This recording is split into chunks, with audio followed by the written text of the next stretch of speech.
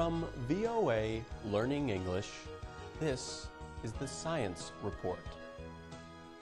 There will be more plastic than fish in the world's oceans by 2050 unless something is done. That is the warning in a new report from the World Economic Forum and the Ellen MacArthur Foundation. If current waste activities continue, the report says, oceans will contain 1 ton of plastic for every 3 tons of fish in 2025. By 2050, plastics will weigh more than fish, the report says.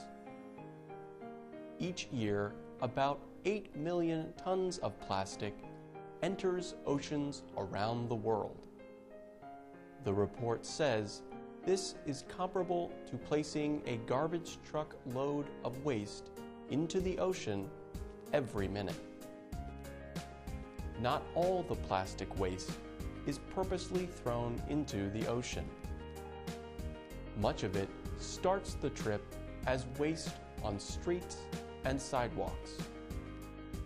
The environmental group Marine Defenders says the street waste flows into pipes and then rivers during rainstorms. Unlike other trash in the ocean, plastic takes hundreds of years to biodegrade or break down. There is a way to lessen the amount of plastics going into the oceans. People can recycle more. To recycle is to change waste into different, useful material.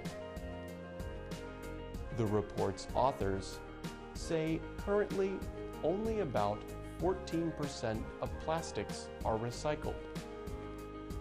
The Natural Resources Defense Council says research now shows that fish are dying from eating plastics. The material can block their airways.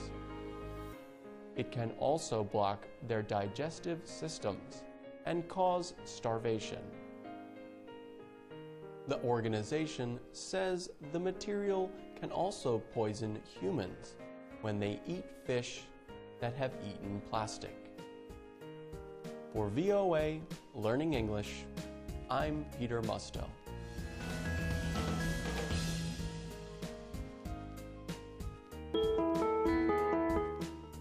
From VOA Learning English, this is the Economics Report. Russia's economy is struggling at the beginning of 2016. Prime Minister Dmitry Medvedev thinks the economy is looking better than it did 1 year ago. But he told a conference in January that Russia must prepare for the worst. Medvedev spoke in Moscow at the yearly Guider Forum on Economics. He said 2015 was probably the most difficult year for Russia economically in the past 10 years. The level of economic activity shrank 3.8% last year. Two main reasons for this were the sharp drop in the price of oil and Western economic sanctions. Oil is Russia's main export. Its price has dropped about 70% to $30 a barrel over the past 12 months. Western countries placed sanctions on Russia because of its 2014 takeover of Crimea.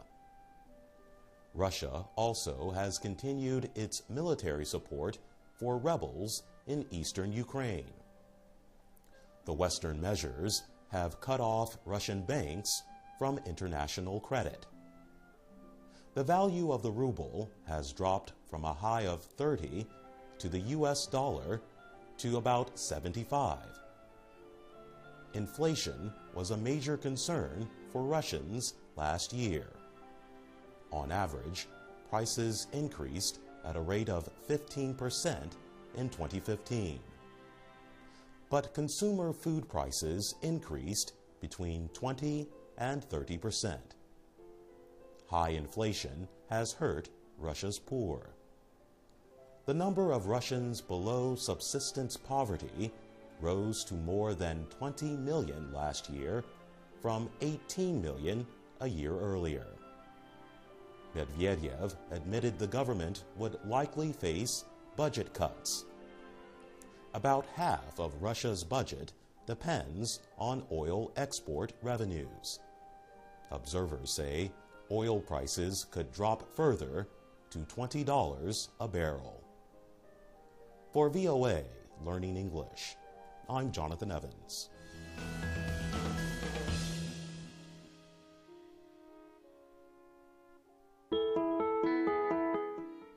For VOA Learning English, this is the Science Report. British scientists say they have found the oldest known evidence of war. Researchers discovered the remains of 27 people during a dig near Lake Turkana in northern Kenya. Scientists say they believe the remains are from a Stone Age culture of about 10,000 years ago. The so-called Nataruk fossils show signs of a violent attack. The dig also uncovered weapons, including arrows, clubs, and stone blades. The scientists published a paper on their findings in the journal Nature. Marta Mirazón-Lar was the lead investigator. She studies human ancestors at the University of Cambridge in Britain. She wrote that the victims were people who hunted, fished, and gathered plants for food. She described the 10,000-year-old battle in which they were killed as a brutal attack. One skeleton was found with a blade of volcanic glass still stuck in his head. A woman in late pregnancy appeared to have been bound by her hands and feet. The bodies were not buried after their death. Some had fallen into water that has since dried up. Their bones were protected by the Earth's soil.